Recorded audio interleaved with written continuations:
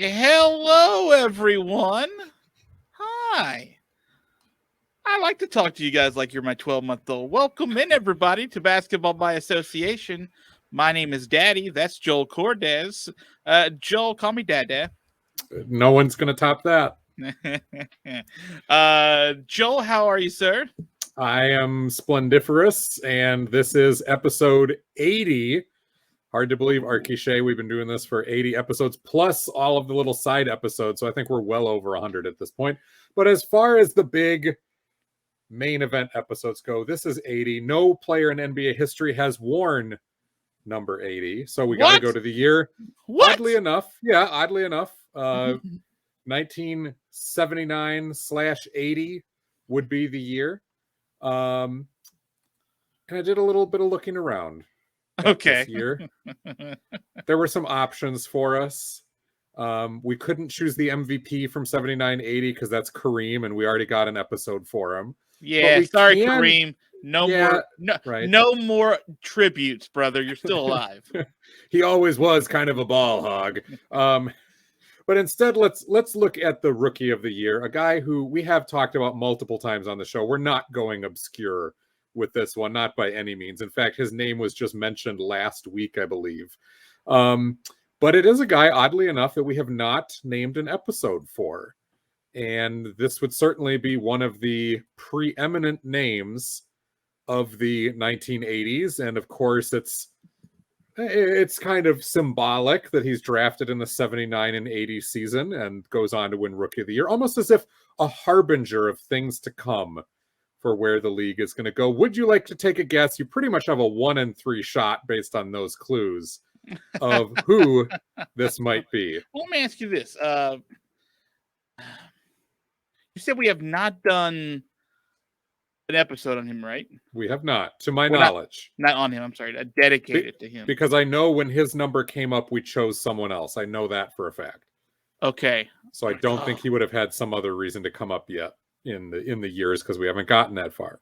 So again, the clue is in all the things I just said. Yeah, And in the phrase, you probably have a 1 in 3 chance. I feel like I'm supposed to know the 1 in 3 reference, and you'll smack your head when you find out. I'm being very sly. And dead air is wonderful for podcasts. I'm thinking, okay? There's a video version of this if you want to watch me think, okay? Yep, on YouTube, you can see Flop Sweat if you go over there right now. Leave behind, I mean, not permanently, but leave behind temporarily Spotify, iTunes, Spreaker, wherever you get these podcasts. Head over to the Basketball by Association YouTube channel.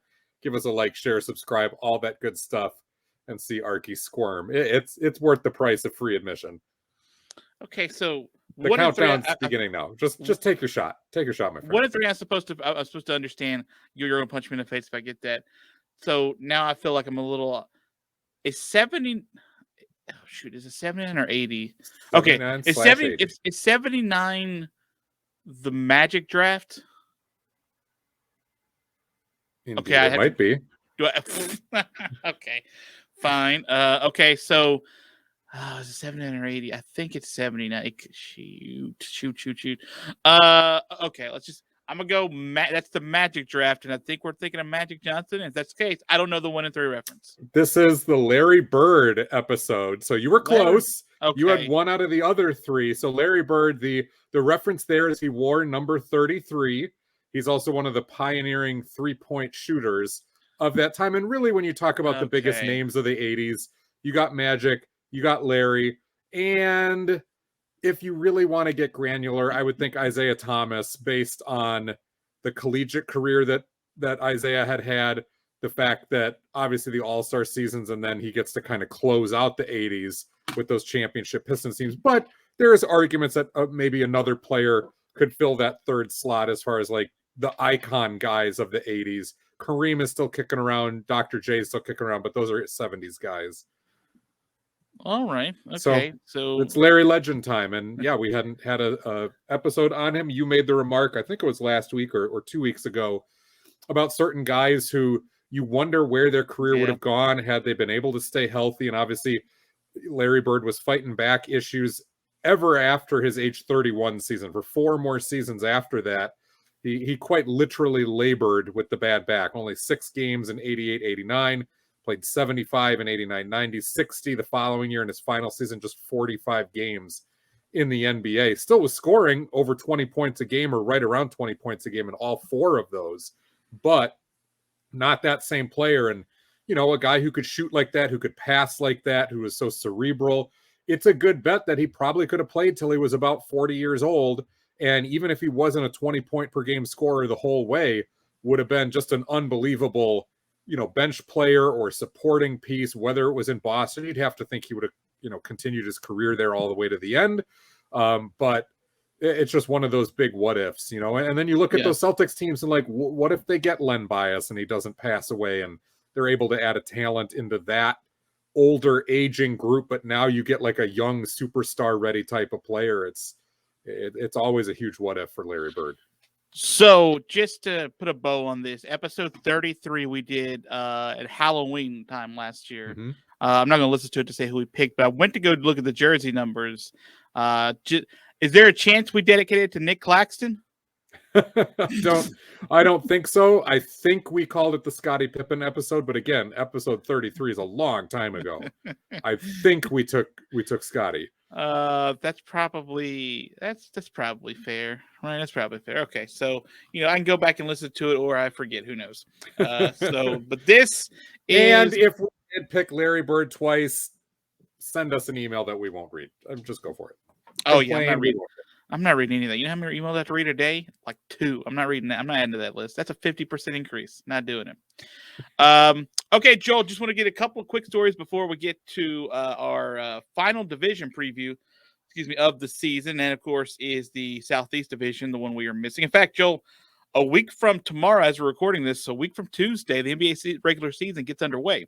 So that means we've got a fantasy basketball draft coming up this weekend, my friend. I just sent out the invites right before this. I feel like, and correct me if I'm wrong, we may have scheduled it this way. I think we were trying to be on the ball, and it just happened to be this way. So next week on the show, not to get too far ahead of ourselves, we'll do our predictions, not only standings, but awards and all that stuff. But today, you're right. We got to talk about the Southeast Division. One that I know as of the outro last week, you were just insanely excited to talk about for some reason. I don't know why. This may be our shortest show we've ever done. And we did midweek shows that were like 30 minutes at max. So I may just run. Like, in fact, this episode discussion we did on what number 33 was versus number 80 now. It's probably the longest discussion we'll have on one particular topic today. But let's get into it. Reporting as of earlier today on this recording on Monday from Shams Charania and Mr. Wojbaum himself. Reports, Joel, that the 76ers and Ben Simmons, his agent, have been working around the clock to get Ben Simmons back to Philadelphia.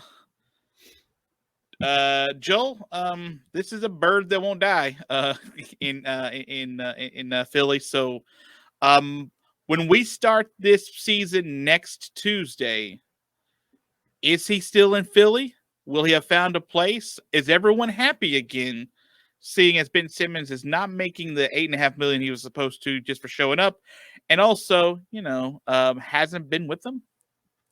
No one will be happy. If he shows up, it'll be incredibly awkward. You're going to get only, politically correct mumbo jumbo talk from all parties on this, trying to say the right thing, whatever the publicist allowed, and still continue to work on the trade. Now, obviously, this isn't a Southeast Division story, but it's a big one. And we've had different rumors of like half a dozen teams in the mix, but almost none of them are contenders. Almost none of them are big market teams. We talked about when you make a demand like this, if you're Ben Simmons, you absolutely whittle down the possibility of teams that can make something work on the fly, and it's typically not going to be good teams who are capped out.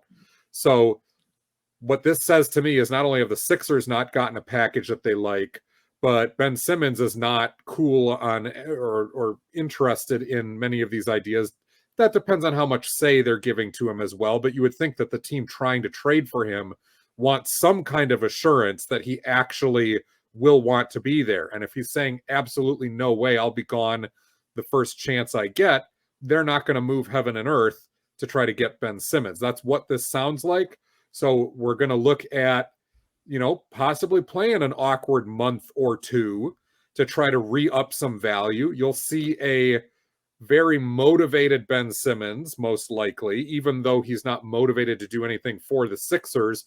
He'll be motivated to show he's not damaged goods.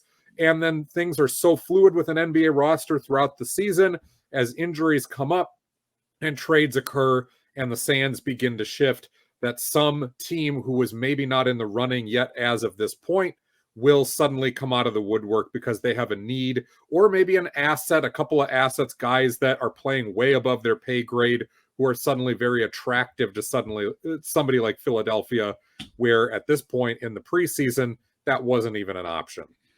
Yeah, I sort of think that once this didn't get done early in the offseason, that this was going to get into the season. Like it felt like early in the offseason meant that Philadelphia got a good enough offer that they were good, they were happy with. And it sounds to me like they're not getting anything like that we want yet. So the next best thing to do is to sort of try to make him as happy as possible for now. Get him onto the floor, get him in shape, and say, all right, let's just play, because there's going to be a team or two that comes out of nowhere, as you're sort of alluding to.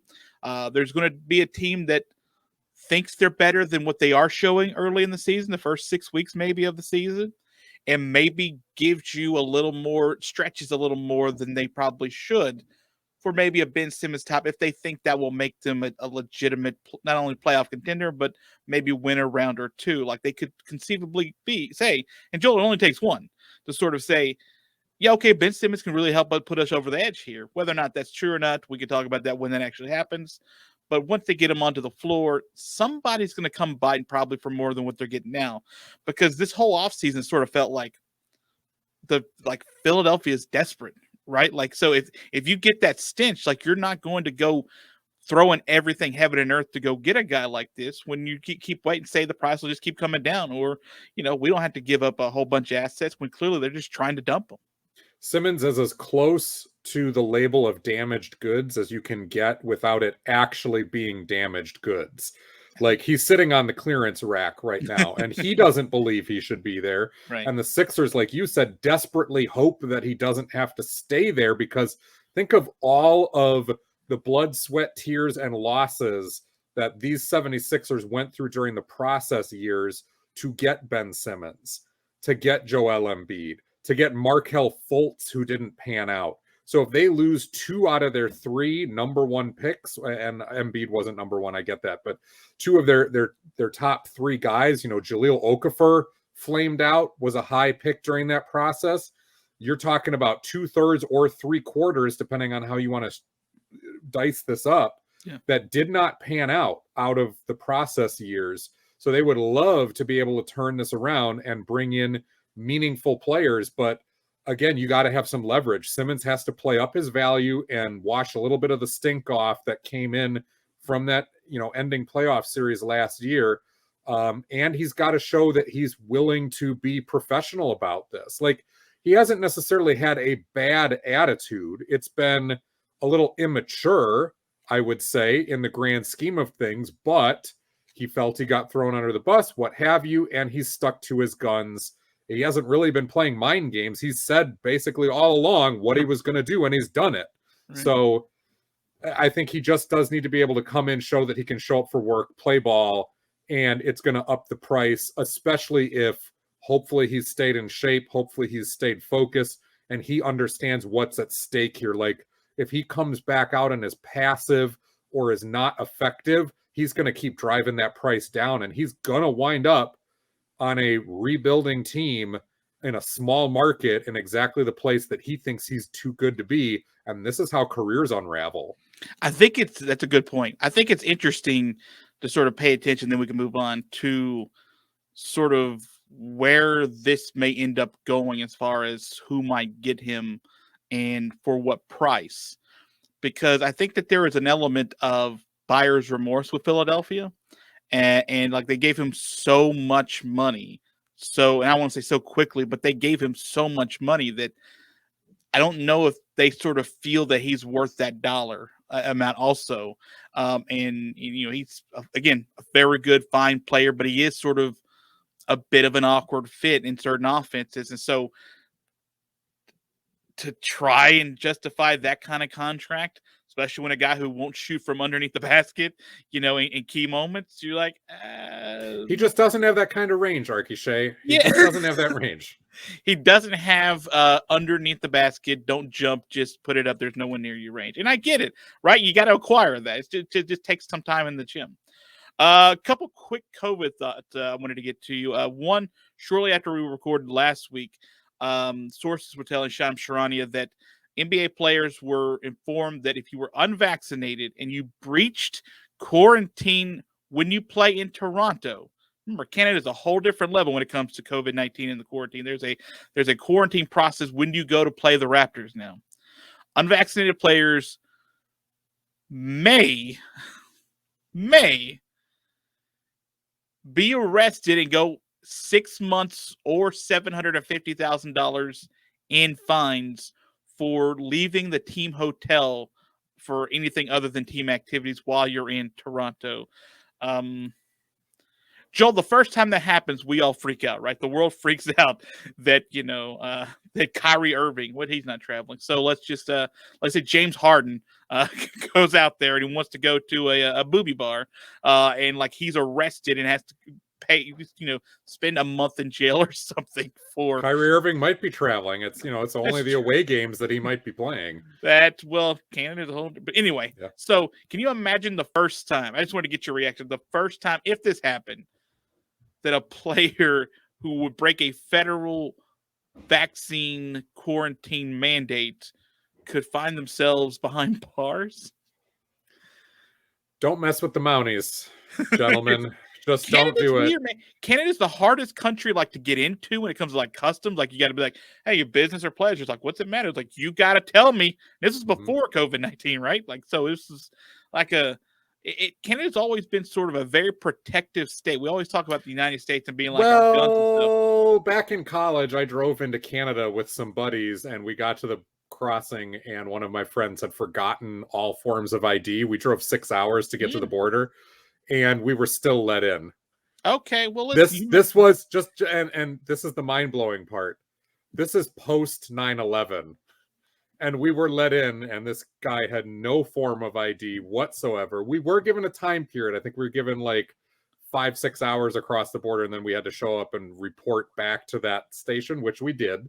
But, I mean, maybe it depends where you are. Yeah, we did not get arrested. I did not have to pay $750,000 at that time. You also did have to come back within 5 hours to come back and say, hey, did you... You realize you're only supposed to be here for 20 minutes. So, Joel, this is a very strict mandate, obviously, if that possibly happens. But it would be kind of wild in these times that an NBA player could get locked up or nothing else, have to pay a whole bunch of money to get out of it. It will likely be, I'll make a prediction, it won't be somebody like James Harden, and it likely won't be somebody like Kyrie Irving. Is Glenn Davis still playing? It'll be some young kid whose head is just not screwed on straight yet, and the league is breathing a sigh of relief that young J.R. Ryder and young Chris Birdman Anderson and J.R. Smith, guys like that, Darius Miles, some of the ones who, when they were real young coming into the league, were absolute knuckleheads. But there's always a guy or two like that floating around the league who just, he doesn't march to the beat of his own drum. There's just no drum up there whatsoever, and makes that mistake. And you just find a big brother for that guy. Yeah. Find a veteran who's going to lock that kid in his room and probably put a padlock on the outside of the door, and then stand Charles Oakley outside by the padlock and do not let that kid out. Last thing, then we'll get to the division preview. Steve Nash was actually asked on Sunday about Kyrie Irving and his availability of the upcoming season. Because again, we're a week away from the season starting, so it's still sort of a thing that needs to be. We got time. We kind of sort of don't. So Steve Nash said, by the way, he's his coach. If you forget that Steve Nash is the head coach of an NBA team, I sometimes do.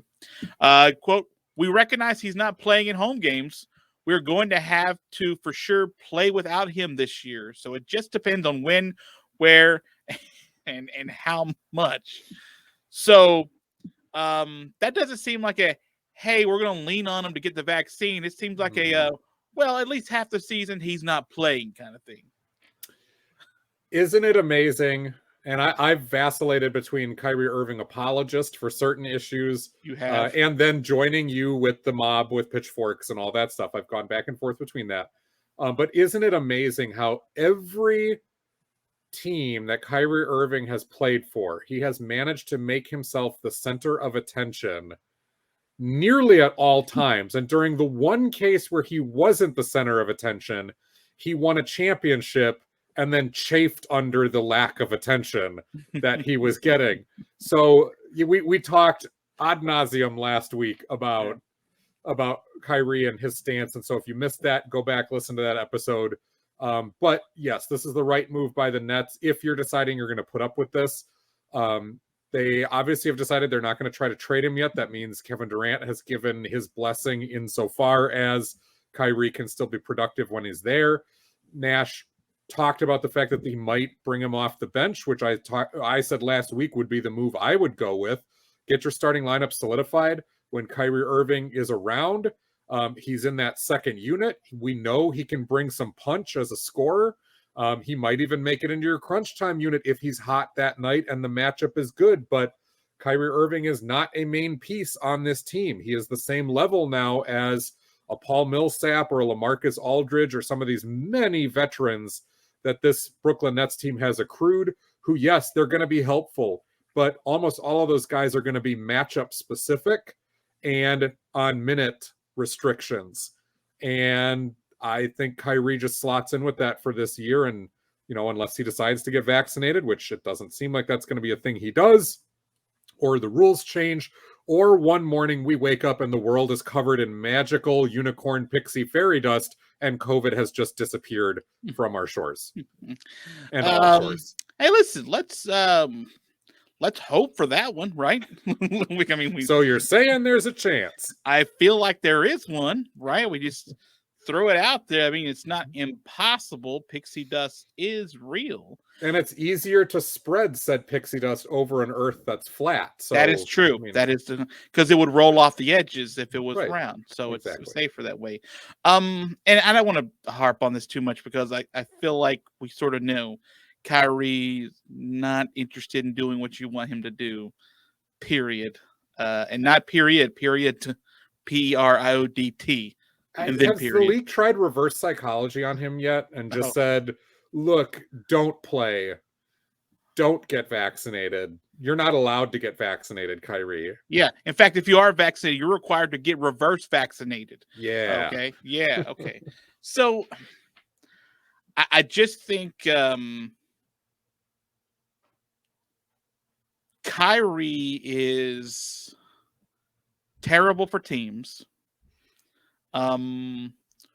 Without Kyrie, teams are better than with him. We've seen that as of late, I'll give him props and say those Cavaliers teams were better with him. We saw what happened the year he was gone. But we saw with LeBron, though, there to also help that turned into a championship team, not a lottery team. Mm-hmm. So, you know, I think that I'm over Kyrie, pretty hardcore. You don't say. At this point, 80 episodes ago, that statement was true. I retweeted the story and I was like, I don't care. Like, just if you're not gonna get back, that's fine. Whatever. Like, I don't need to keep dragging this out. He's not gonna get vaccinated, so he doesn't get to play.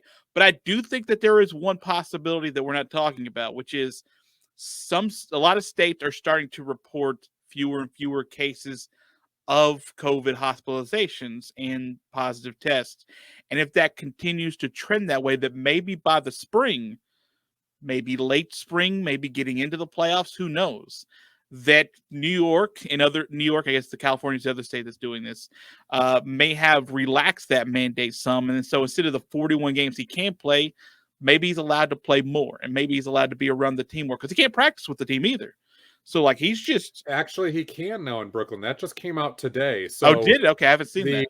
The city of Brooklyn reclassified basically the practice arena as a private office and not a public gym, because it's public gyms that you cannot be in if you're unvaccinated, but you can if the employer allows it be at a private place of business. And because last thing any of us knew, you can't walk into the Nets practice center, and just lace them up yourself and go run around. Like, I tried. Trust me, they do stop you at the door. It's a weird thing. Okay, so that's... I can practice now. It's so... I don't know, trying to keep track of everybody's mandate. That's good. And Kyrie tracker is what we like to do on the show too. But I do just sort of think there's a chance that some of this relaxes. You're right. And that we may get more Kyrie than we really ultimately want. And hopefully this will be the last year we ever have to see his face. Isn't it going to be just an irony of ironies if, he plays us out and, like you said, he starts to make those appearances, and by the time the playoffs roll around, he can play, and the Nets win a championship, and Kyrie gets his ring with KD, and likely if they get that ring, he'll have played a, reasonable to moderate to large role in them getting that championship. Like, that's not out of the realm of possibility here either. That's just how loaded that Nets team is if, everybody stays healthy and the usual cliches. Well, I think it's time to talk about the most loaded division of all the NBA, and that's the Southeast, baby.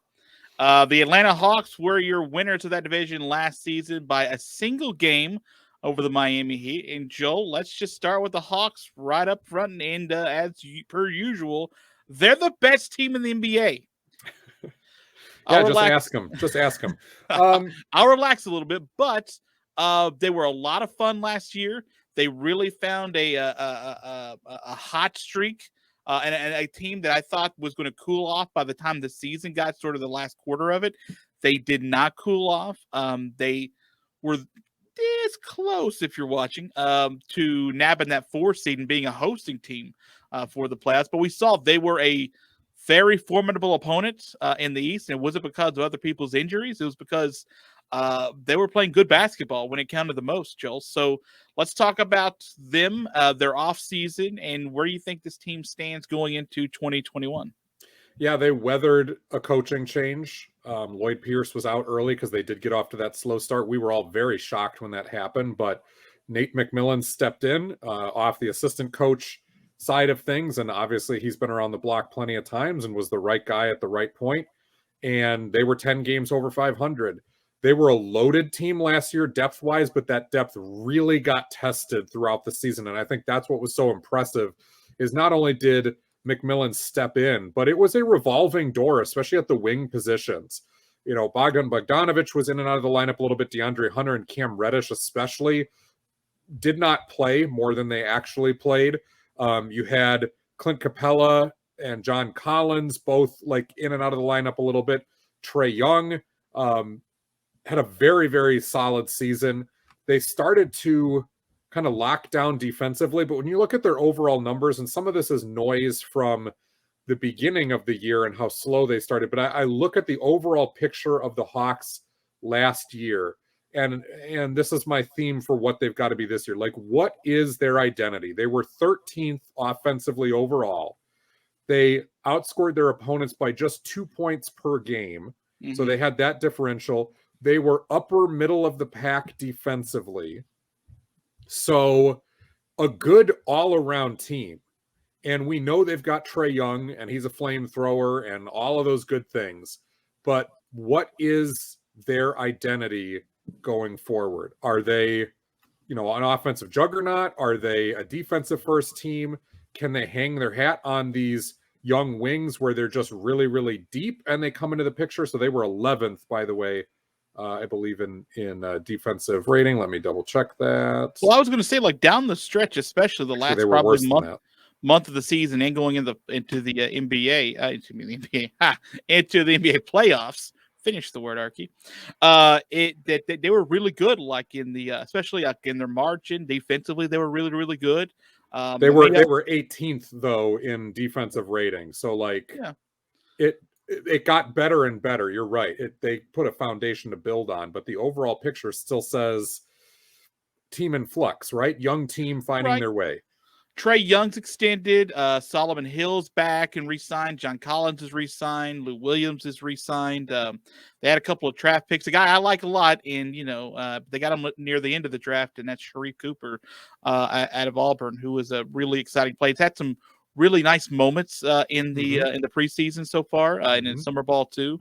So it's they bring in DeLon Wright and Gorgie Jang, another couple of veterans who kind of like the Lou Williams and Danilo Gallinari signings from the year before. No, they're not going to move heaven and earth, but those are guys that will step in and will do their job and fill their role. And you want that sort of veteran presence on your bench to mix and match with all these young guys now that have stepped in and inherited the starting lineup. One word or fewer. See if you can do it in 0 words, Joel. 1 word or fewer. Is Atlanta better or worse than last year right now? Better. Okay. Miami Heat, number 2 in that division, finishing a game back. Joel, boy. I felt like their name was in the running for a lot of dudes this offseason. They always are. They look like a sexy spot for a lot of different players to go this this offseason. But Jimmy Butler is still there. He's extended. I think he was extended, right? Is that right? I think he got an extension. I think so. I will have to double check that. Anyway, I'll figure it out. They do add a very interesting. He signed a 4-year, $184 million extension. Thanks, NBC Sports Edge. That sounds like it doesn't even sound like real money at some point, right? I mean, I'd like to count it and figure out if it's real, but that's true. Like it would some of that over. Some people are like, it would take you like 3 months to count it. I'm like, I got time. Right? This podcast would be secondary. Like I would take a pause, do an hour on the podcast, and go back to counting. Kyle Lowry is now a very interesting piece of this team, amongst others. Joel, talk to me about how you think Kyle Lowry fits in for this Miami team, and let's see if we think they're better this offseason because of it. PJ Tucker comes over from the Bucks with his championship ring in tow. Right. Markieff Morris has joined. Dwayne Dedmon they picked up at the end of last year. So again, a handful of veterans who have been around the block and have a very specific set of skills, if you will, very Liam Neeson-like. They're old, like Liam Neeson, but generally have been effective more often than not, like Liam Neeson's movies.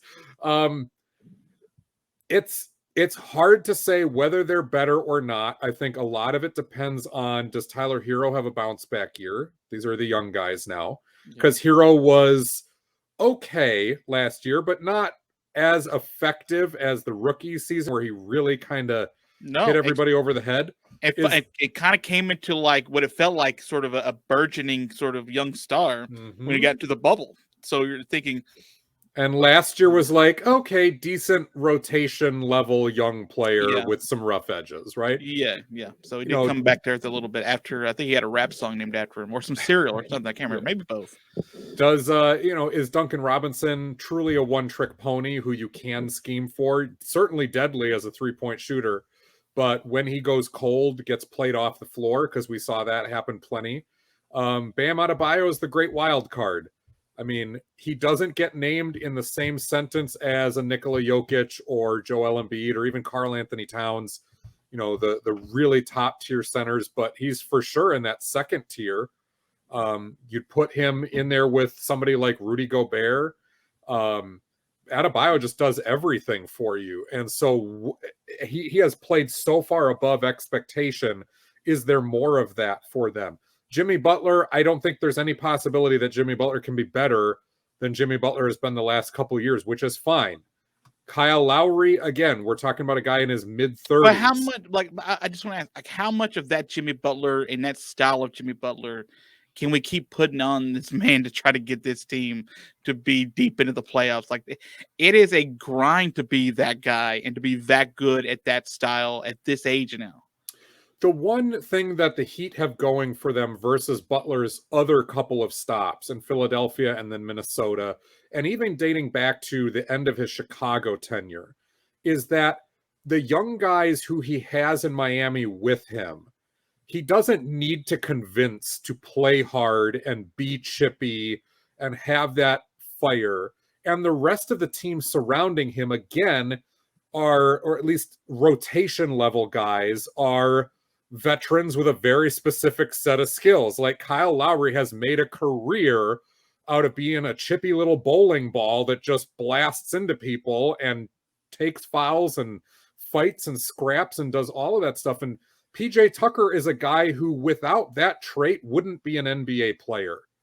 Like, he would be playing overseas somewhere, but because he has possessed that in spades, has been able to really eke out a career for himself. Dwayne Dedmon is another guy that, like, just makes winning plays. So, and I think we do see that out of Hero more often than not. My question and concern, and Markieff Morris is another guy who's didn't necessarily have that moniker coming out of Kansas, but has hung his hat on being just, again, a gritty type of forward who does a little bit of everything and plays tough defense. My question for them is, beyond Adebayo, some of the other young guys, Gabe Vincent, Max Strus, KZ Okpala, Caleb Martin, who comes over from the Hornets, Omer Yurtseven, some guys like this who you don't hear a lot about except in garbage time when the Heat play. I think they've got to find one or two of those guys who suddenly earns way more minutes than you thought, just because I'm not convinced that Lowry and Butler and Tucker and Morris, those four especially, are going to be able to log 82 games for you. There's going to be 10, 15, maybe even 20 games apiece for some of those guys that you're going to miss out of injury or load management or whatever it is if you want to be standing up straight with the level of intensity that the Heat play with, because that is a constant. Like, you're going to have to find some rest days for some of those older guys. And so some of the younger ones, in order to keep momentum, are going to have to step up and be available and be effective. And that's a big ask and a big unknown, because we haven't seen that from any of those guys that I've named. And of course, Victor Oladipo is still hanging out here too. Like, he's got to get healthy. Who knows if he ever will? There's a lot of, like, Penny Hardaway fear when you're looking at Victor Oladipo right now, that even if he does get back, Grant Hill type of thing, even if he does get back, yeah, maybe he tops out at a rotation role player type of guy and that's it. But he's still young-ish. He's had some time to rest. He's got the type of switchy identity. He's 29. Mm-hmm. He's got that type of switchy identity that really could fit with this Heat team if he was able to give them something. So, you get him back for the last 30 games and get him up to speed, and suddenly you've got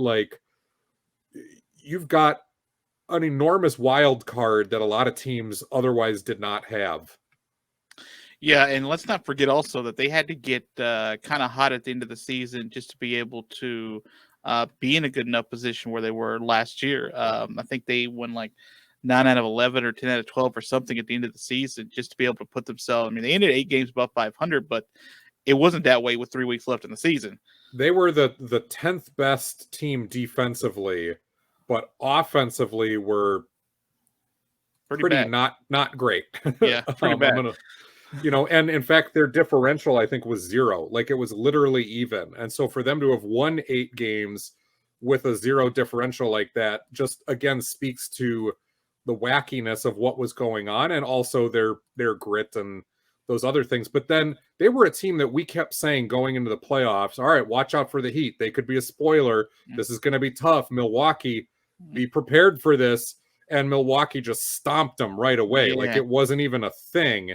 Yeah. And Miami that was the most 25th offense last year. Oh, 25th. Ugh. Yeah. Like, that was the most surprising series, I think, of all the series I watched last year, was how easily Milwaukee dispatched Miami. I really thought that was going to be a much longer series than not a long series, what it turned out to be. Third in that division was your Washington Wizards, Joel. I make that up because they're not your team. I don't know whose team they really are at this point. Last year, 34. Does Abe Collins still own them? I think he does. Anyway.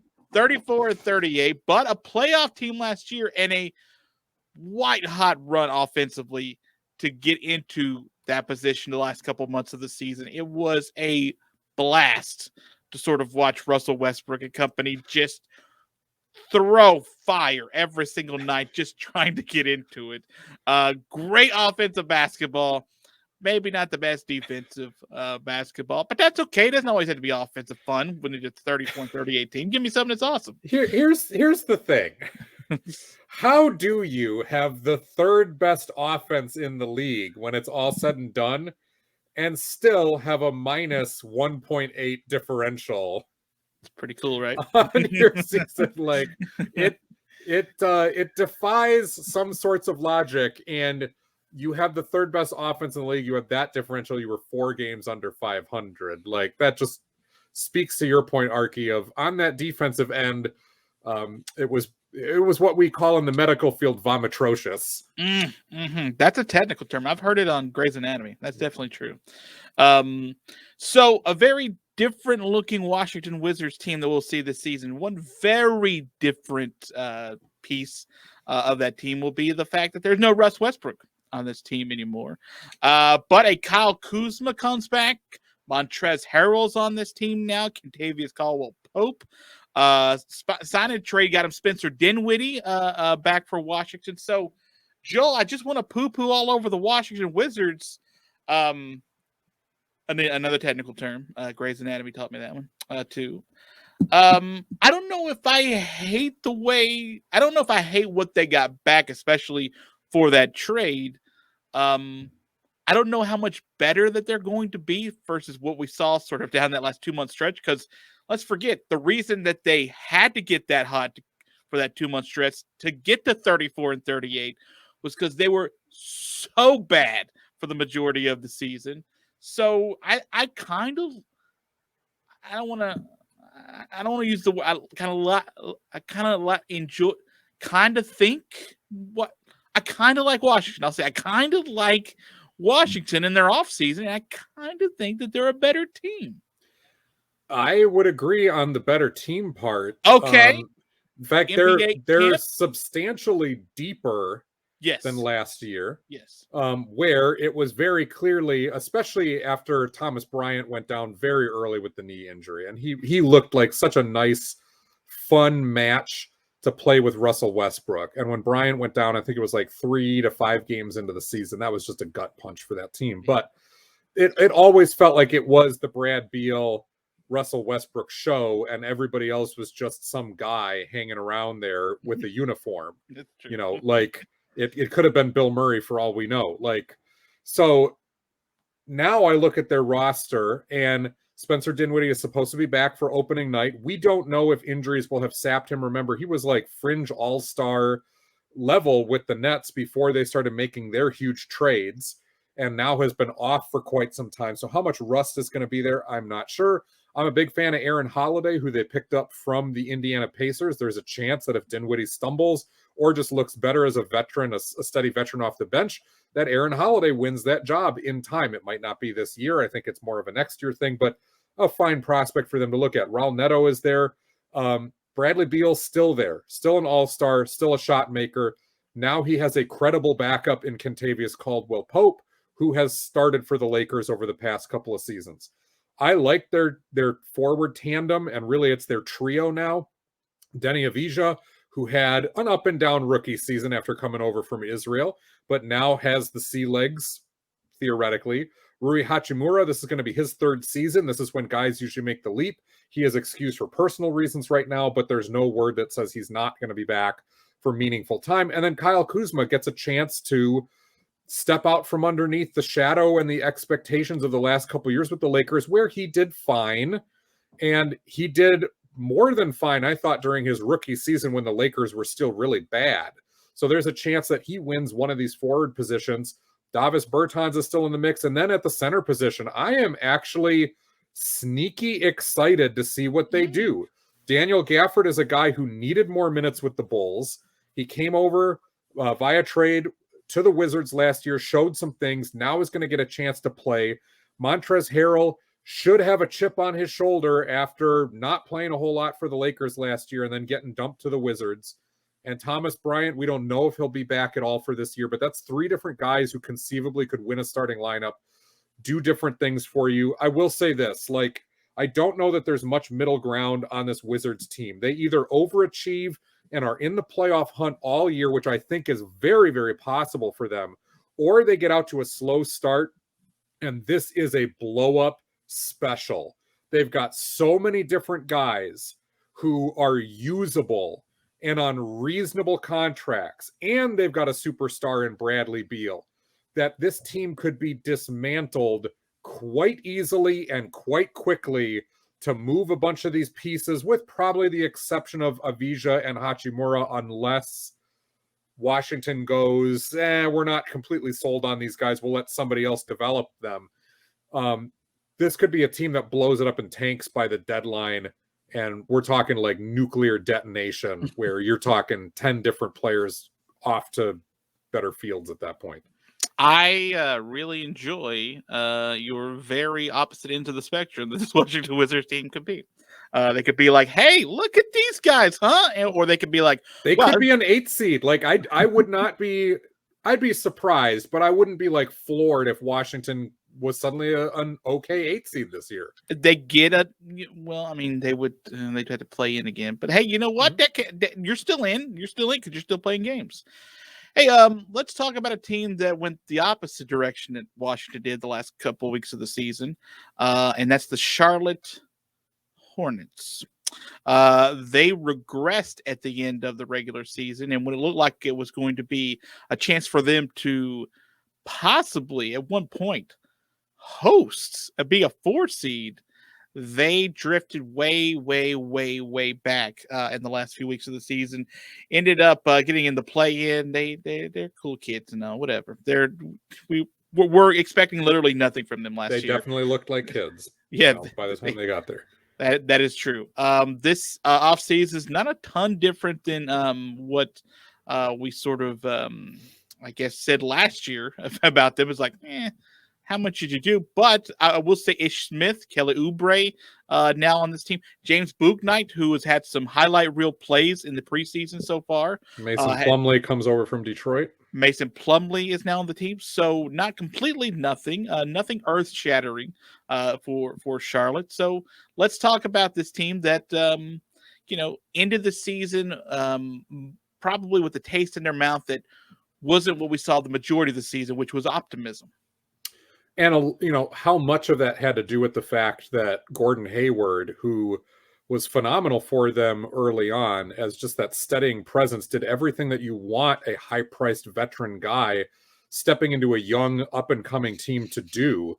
And he did that. And Hayward has always been, when healthy, kind of a Swiss Army knife type player who does a little bit of everything and is a gap filler for you and as a steady hand. And that's what Charlotte needed. And then LaMelo Ball, of course, was just head and shoulders more ready to run an NBA offense than we even thought, and amped the excitement level up. He played with a motor. He, while not technically good on defense, competed on the defensive end. And I think the energy and joy that he brought, which was one of the things in preseason last year we talked about, like, he has to bring that. And when he did, and guys fed off that, I think he was sometimes able to amp up the defense just by guys getting excited, going, look, if I can get this steal, if I can make this block, I can get this shutdown, this guy's going to find me on the other end. I'm going to get a sweet lob. I'm going to get on SportsCenter. I'm going to get on TikTok and how many times, I don't know about TikTok, I don't have TikTok, but how many times did you see SportsCenter highlights from Charlotte? You're like, what's Charlotte doing on TV? Like, because they're of a middling team. But it's a Twitter darling. He made them a Twitter darling. He was spectacular at times, and even though he went through that stretch where he had that wrist break, that team never folded. That team never folded, and it wasn't until the last few weeks of the season after he came back. And their youth caught up to them, and the lack of Hayward and all those things that were very predictable. We called that almost right from the start. That's the type of team that struggles. But, Hayward should be back at some point this year. Kelly Oubre is brought in. Oubre was very up and down, mostly down in Golden State. But again, theoretically, Oubre, a guy who likes to play above the rim, he can hit the three. He's a plus defender, should fit very well with LaMelo Ball. I look at this roster. I love what PJ Washington and Miles Bridges bring them. PJ's stretchy. He blocks shots. Miles Bridges, again, another high flyer. They got enough shooting. Mason Plumlee, we know, likes to play above the rim. Not spectacular, but at least a little more flashy and I think mobile than Tyler Zeller, who's been there seemingly forever and finally moved on. Plumlee will be a good screen setter, a good roller, an okay defender, just like Zeller was, but Plumlee can finish a play. So they've got just a lot of guys who can get above the rim and hang one on you. Terry Rozier, we know, loves to shoot, loves to be a scorer. Ish Smith is the definition of replacement level point guard, but there's nothing wrong with that. No. My problem with them is that I look at the roster right now and I see 7.5 deep. That's it.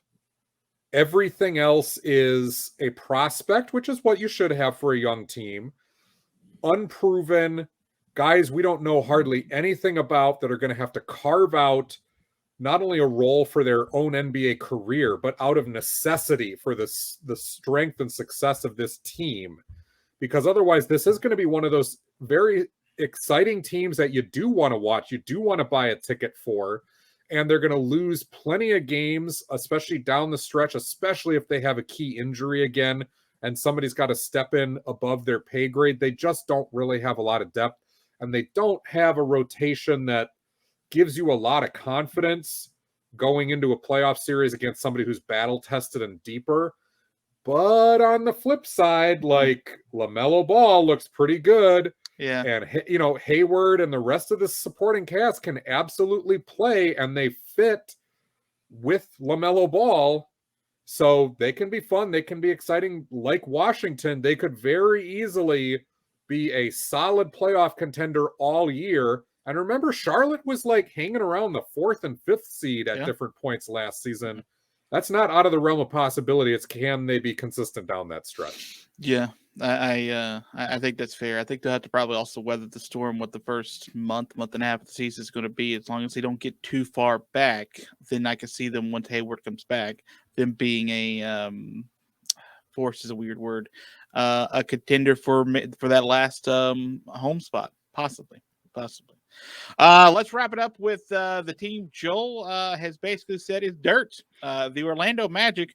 I don't know why you would call them dirt, Joel. They had 2 top 10 picks in the draft this last year.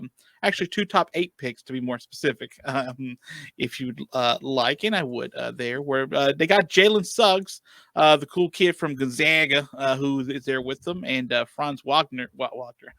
Franz Wagner, who's going to be on this team. Wagner? I know. But you say Franz, and you're like, you don't say Franz. So, Joel, tell me why this team will win any games, because there's literally like no other moves they made this offseason. This really smells like the worst team in the NBA. It very well could be. Last year we gave them like a sentence during our preseason preview because it was the same Magic team that we had seen like 3 years in a row not do anything. And to their credit, they finally blew things up. The veterans that are on this team, Michael Carter-Williams, Gary Harris, are not old. I don't know how much upside either of those guys has, especially Carter-Williams at this point. But even Terrence Ross, who's the old player on this group, and feels like he's been around for a while. The guy's only 30. So those 3 right there are there right now just to make sure that they lock the rookies in their room when they're up in Toronto, and they make sure that things don't get too crazy and nobody gets arrested, and that games don't get completely out of hand and practices are focused. But all 3 of those guys, Carter-Williams and Terrence Ross especially, are prime candidates to get moved at the trade deadline, again, to a team that actually needs some help. Robin Lopez, I forgot to mention him, is another one in this boat too. Lopez seems to now just love the idea of playing for a different team every single season. Yeah. He's he goofy like that. He wants a jersey wall like you got behind you. He's goofy like that. I wouldn't put it past him if that is actually like deep down what he's doing. I wouldn't, or Orlando's having Comic-Con this year and he just wanted to be close and be able to make it over there on his off days. But, I will say this for Orlando. They've taken the right risks in picking up Markelle Fultz was a no-brainer. You're not going anywhere. Fultz had so much baggage in Philadelphia and so many weird things, but was still a number one pick. You take a look at that. You bring in Wendell Carter Jr., who is highly touted with Chicago and showed some flashes, but just never found his footing. You take a look at that. Mo Bamba continues to be who knows, like really highly touted. We don't know what he is as an NBA player, but the physical tools are there. Jonathan Isaac looked legit and then got hurt. Yeah. RJ Hampton, another guy that they plucked from Denver. Hampton was highly, highly touted before he hit collegiate age and then decided to go play overseas, and that took a little of the luster off. But Hampton was never going to get minutes in Denver, where they are super deep and they had other young guys in the wing. So Orlando is the perfect place to take a look. I am not a huge fan of Cole Anthony. I don't think there's enough upside there to be anything more than, I guess, what his dad, Greg Anthony, was in the NBA, which there's no knock against that, but to be like a fine backup point guard, and that's okay. Like, he can play on some winners. He's not a bad player. So a lot of Orlando's upside here comes down to, does Isaac get healthy? Does Fultz get healthy and stay healthy for a long period of time? Out of Wendell Carter Jr. and Mo Bamba, do you have a legit NBA starter, like a career-long starter out of those guys, much less fringe all-star? And then is RJ Hampton anything? Is he even a trade piece? Is Chuma Okeke, who went on a little bit of a run last year for the Magic. Like, if you were playing fantasy basketball, that was a guy for like a 3-4 week period of time that you better picked up because he was dropping 20 and 10s out of nowhere. Like, is there anything there? So it's a developmental team. It's a G League level team. There's some veterans who don't belong on this roster outside of, again, keeping the lights on for the first 2-3 months of the season, and then they're going to be gone. So yes, Orlando, barring somebody else just absolutely hitting the mud, like, Orlando should be the worst team in the East this year. I don't think they're going to be worse overall than like Oklahoma City when you talk about who's gunning for the number one seed, but they're going to be way down there. So I'm going to mention that this is the longest we've ever talked about Orlando on this podcast, and it's fair. Ever will. But I disagree with you on Cole Anthony. Okay. I think that there is something there. He's only 2 years in the league, right? Like, so, like, I think, listen, I don't think we're not talking superstar. We're not even talking consistent all-star even consideration. But this is only his second year, by the way. Last year was his rookie season, and he was hurt for part of it. So I'll give him that. So I think that there is still a lot left in the tank for him to sort of be a meaningful contributor on an NBA roster, and maybe it's this Orlando one. Mo Bamba, I'm still very high on. I still think that there is a whole bunch of ceiling on that guy. That, again, I'm with you. Like, a dude entering his third or fourth season out of Texas. Like, are we about 7 foot, can jump? I mean, all the tools are there. The physical tools are absolutely there. Are we going to see them put together consistently? And maybe it's sort of in a shroud of secrecy in Orlando if we see some of this at some point. And he's got to stay healthy too. He played 47 games his rookie season. 2019-20, which is the bubble year, he played 62 games, and last season he only made 46. Yeah, no, it's a concern. Just like, and I love Jonathan Isaac. I love him, but again, injury. Right, like he's coming off a pretty severe injury. Same thing about Fultz, right? Yeah, like when he's played, you go, "Oh, all right, I see ya." I think Jonathan Isaac is I think Jonathan, I almost used the wrong word. Okay, he's transcendent-esque. Like how well, like when he's all together, he is just a stud. It's just we haven't seen enough of him completely together. We've seen obviously the injuries, and he's also not been on a great team. 27 games his rookie season, 75 in the bubble, and last year managed just 34. So it's like a mirror image of Mo Bamba, in fact. Yeah, and Chuma Okeke, the guy out of Auburn, I watched him all in college.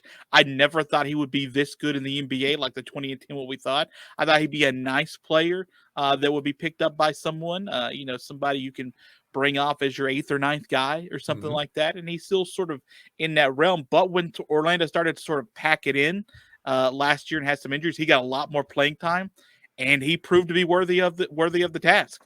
So where is that at this offseason going into this season? I don't know. But like I've seen the guy's motor go, and I've seen the guy be able to produce when given the opportunity. Can he consistently get that opportunity in Orlando and make the most of it when the team's not packing it in, so to speak, and just giving other dudes a chance to sort of see what they got? I'm not sure, but I think there is a really young set of prospects, core decent players, that I think they should be better than what the experts like us think. I don't think they're good by any stretch of the imagination. I think they're slightly above G League level. Like if everybody put everything together, I think they're a 25-win team, maybe a 30-win team. If everybody gets on the same page and plays as well as they can together. This roster's just not very good top to bottom. That's just in general. There's good players. There's just not a very good overall roster. And that's been the knock on the Magic for years now. But there's enough different variables here that, yes, it's going to be difficult to find enough of them clicking consistently on enough nights to be a winning team. But there are enough variables in play of upside guys that, yes, you could still hit on more of these than not and suddenly wind up with a pretty decent young team next season or 2 years from now. The difficult part of that is it feels like we've been saying that for a long time with the Orlando Magic. You know, the Aaron Gordon era was all about that. And even Nick Vucevic was brought in as a young guy. And somebody like Evan Fournier was supposed to come in and be the veteran who kind of steadied all of that. And instead, what you got was a team on an absolute treadmill waiting for the young guys to finally make it. And they never did. And they've gone through different coaches. They've gone through different general managers. It's just kind of been the same thing. And so, yeah, law of averages says it's got to happen at some point, right? Right. I was on radio with you and even before, like playing Nick Vucevic highlights. Like he was a highlight sort of machine. Like you'd hear these great play calls of him just doing pretty great things. And like you said, we sort of thought that there was something building, but then they emptied the cupboard, and they just said, listen, it's not working, so we're going to get rid of our high dollar assets. You guys come give us some dudes in between, give us some draft picks, give us some money, give us blah, blah, blah. And we're just going to see what we got now and sort of restart, so to speak. I think if this team is going to be pretty decent next year, let's just say, right? Like anywhere near giving them more than a few minutes on a preview podcast. I think there's a few players on this team that could be good core pieces of that to add to. I don't know how much they get better. I don't know how much they sort of are able to get better as far as attracting free agents and such like that to go play in Orlando. But I feel better about them going into this season than I did going into last season. I agree. But that's not saying a whole heck of a lot, to be honest. We basically said next team on the list. All right, Joe, let's wrap this bad boy up by giving our prediction of order of finish. I'll go first. I think you went first last time. I really should write this down sometimes. So the Atlanta Hawks were your champions last year. I agree with you. I think they're a better team. I think they're better than they were last year. I think they're deeper. I think that there is something kind of special brewing in Atlanta that like could be fostered and nurtured. That like this could be the beginning of a really cool era for Atlanta Hawks basketball. And so I think the Hawks are your number one. I think the Heat are your number two. I think they are super sexy just because of all the thongs they'll be wearing on the court. I think that's how they do it there. Your number three team, I think, is going to be Charlotte. Your number four is going to be Washington. I think those will be like they were last year, like a game or two apart. Mm-hmm. And I think your number five will be, because there is no number six, Orlando. Let's get out of here because I agree with you 100%. That's my order as well. All right, Joel. Way to stir up the controversy. I swear you're going to go Orlando. I ain't no Stephen A. All right. Next week, we will have awards predictions, and we will also have the playoff predictions as well. Who's going to be the best besides Orlando? You'll find out. I'm going to have to write some stuff down because I've got to order my 1 through 12 and who finishes the conference. And that's true. Who's so much homework. But you got a week to do it, Joel. Mm-hmm. And you know who doesn't have a week, who has plenty of time too? It's Kyrie Irving. He has plenty of time to go put his together too. Joel, tell people where they can find the video version of this, and we'll get out of here clean and simple. You can find us on YouTube. Like, share, subscribe, hit the bell, all that good stuff. And of course, if you're on the video version, thank you for that. And the audio version of Basketball by Association, Spreaker, Spotify, iTunes, wherever you get your podcasts, and it's free. So tell a friend, bring some people over. I'm excited. We're like on the doorstep of another NBA season. It's just crazy how quick the summer went, and here we are. Well, that's because we had 3 days in between the end of the season and the start of the season. I'm all right with that in this case. You know, there's this photo, and I'll briefly be this. You remember of Jimmy Butler sort of in the bubble, leaning over sort of the underneath the basket, leaning over the barricade, right? Mm-hmm. There's a very famous photo of him. And someone pointed out that that was 1 year and 2 seasons ago. Crazy times, man. It's so weird. It's so weird. And we're about to start another one of these things. So thanks, COVID. And thank you guys for listening. By the way, COVID, don't subscribe. It doesn't hurt our feelings. Although you do have seen like a pretty big outreach. So, you know, that wouldn't hurt. It wouldn't hurt. Go ahead, subscribe, COVID. All right. Thanks, Joel. We'll see you next week, brother. See you, everybody.